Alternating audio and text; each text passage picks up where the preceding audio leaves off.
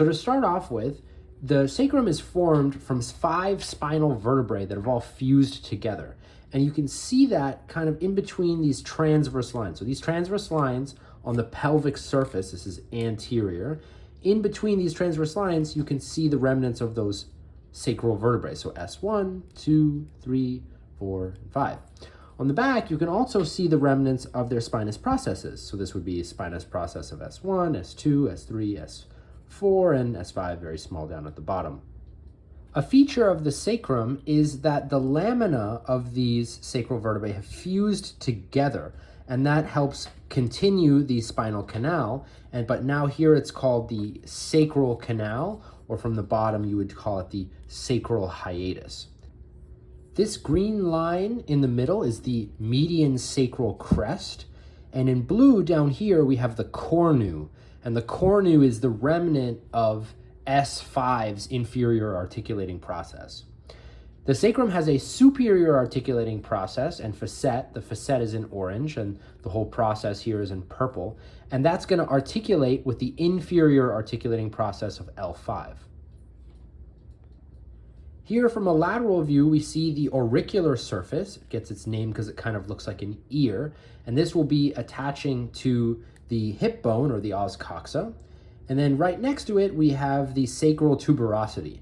And this is a little bit weirdly named because it kind of looks like a depression or an indent, but this is an attachment for some ligaments, and that's where it gets its name. Up here, we have the promontory, which wraps around the body of S1 and is the most antero-superior part of the sacrum. And if we look from a superior view, the entire superior surface here is called the base, or the base of the sacrum. I don't have it colored in, but you can imagine this whole superior area being the base.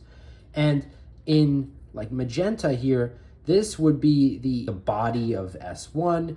You could call it the superior articulating surface of the base of the sacrum.